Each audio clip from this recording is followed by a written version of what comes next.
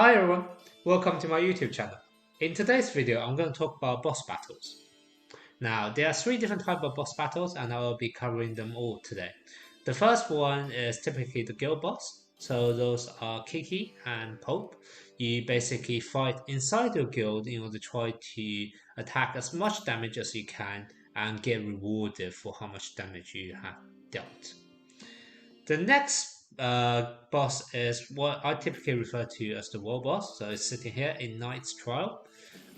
It's a rotation, so every 1 or 2 days you actually have a different boss that you have to fight.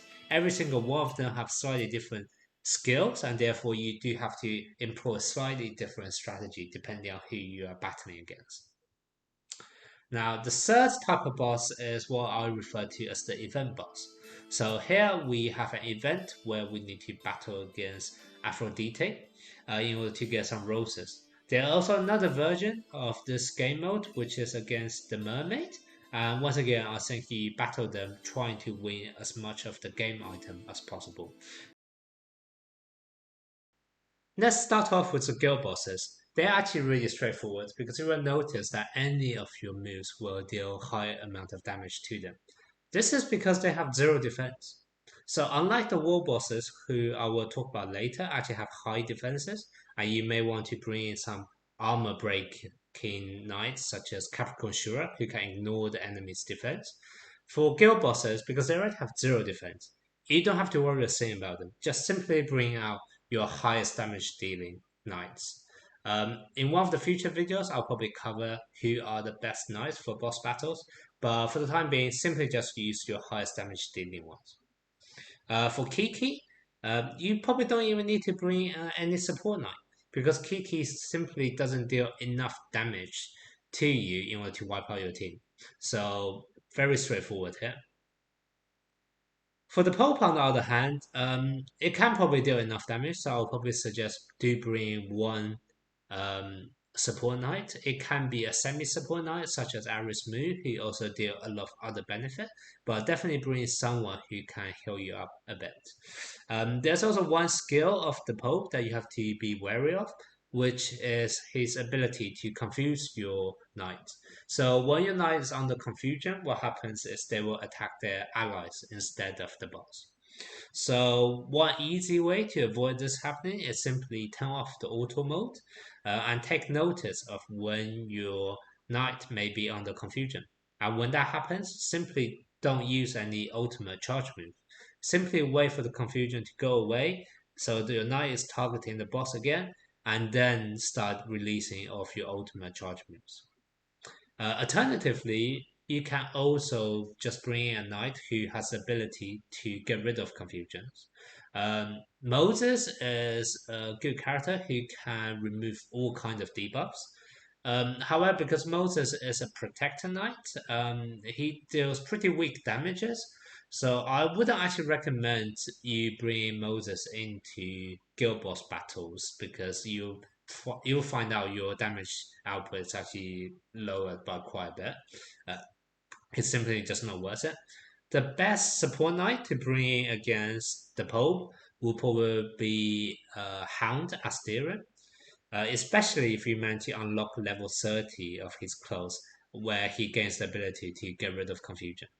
But even before that happening, Hound Asterion is one of the few support knights who actually have a damage dealing ultimate move. So unlike the likes of Athena or Misty, who are very good at healing and support, but their ultimate moves are not damage dealing, and you will notice that you are not dealing as much damage as you would like. Hound Asterion does a lot of different things: ability to buff your own teammates, the ability to heal your teammates, the ability to get rid of confusion at level 30 close, and also as attack damaging ultimate move who actually deals a lot of damage as well. So Hound Asterion is possibly one of the best support knight you can bring against the Pope. So definitely recommend bringing him if you do have one available. Now, this is pretty much Guild Boss in a nutshell. Not too much to talk about here. However, now let's move on to the World Bosses, who, because there are so many of them, you sometimes do want to employ slightly different tactics. The first boss I will talk about is Babel. Now, Babel is one formidable boss who can deal ridiculously high amount of damage, even to high level characters. So even if you're bringing a whole team of 200 plus, level 200 plus characters, he can probably still demolish a lot of your knights straight off. Now, this is because his passive skill is to add layers of burning to your knights, and then followed by another looping skill, which basically says the more layers of burning you have, the higher amount of damage it will deal with. So what you will normally see is that if you enter battle, you will typically notice there is an icon appearing next to a knight to denote that they have been tagged with one layer of burning. And then you will see that knight will suffer a high amount of damage when they get attacked again. So the best way to prevent this from happening is to bring in Moses into your formation. Now, this is not just any Moses. You need a Moses which is have unlocked his clothes. Just level one of the clothes will be enough because this is what we need in order to counter Babel.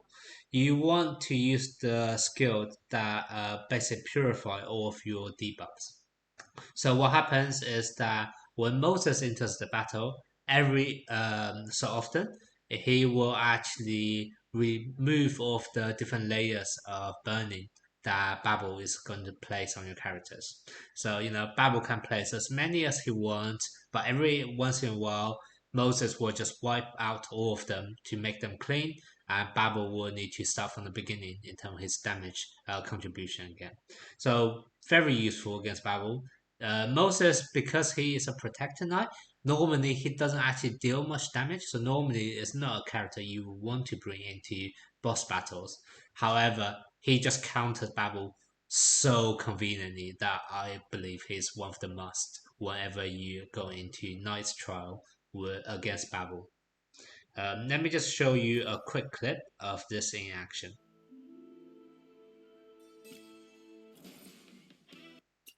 So as usual, you want to start off with 5 knights of the same element.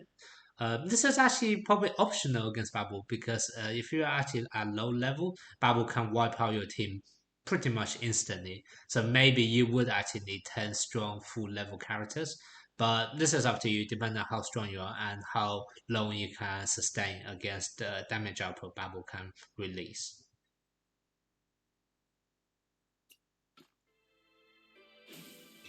Now here we enter the battle. You can see, well, first of all, my level 1 dies very quickly.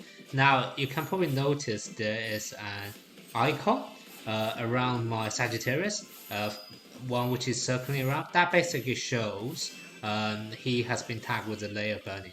Now you can see has been, it's still there.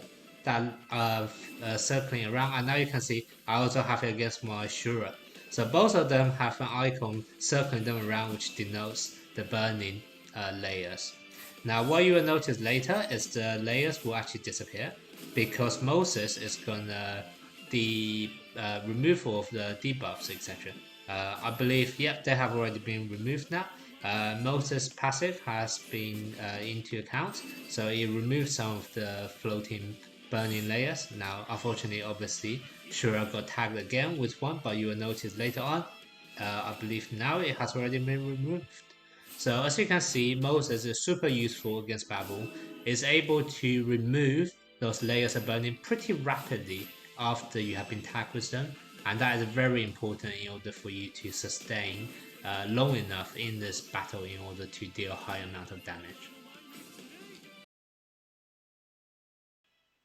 The next boss I'll talk about will be Moses. Now he is on the complete opposite end compared to Babel. Moses doesn't deal too much damage. However, he is very good defensively. That's because he has the skill, the God of Will, which basically grants himself a shield. When he has that shield down, you wouldn't be able to deal any damage to him. So you definitely want to make him lose his shield as quickly as possible. And if you actually look at the skill description, you can see that the second line does say that when he's facing electricity, he would lose the shield immediately. And on top of that, he will get paralyzed for 5 seconds, where you will get crit all the time. So it's very good for you to bring in characters that is able to deal electricity to Moses, because not only you make him lose the shield, you also get increased damage afterwards for 5 seconds. So having said that, the best character you want to bring in would be Leo Aurora. He first of all has an ultimate which has a combo ability with Athena that deals electricity. But Athena being a healer, she's not really gonna deal much damage herself, so it's probably not worth bringing her in just for this ability. But nonetheless, Leo Aurora is also very good because of another skill, which is the Smash of Lion. So he is able to also send the enemy to electricity using this skill. And this is loop, so you don't even have to control it. It's just every now and then he will activate the skill by himself and make Moses lose his shield. So very good.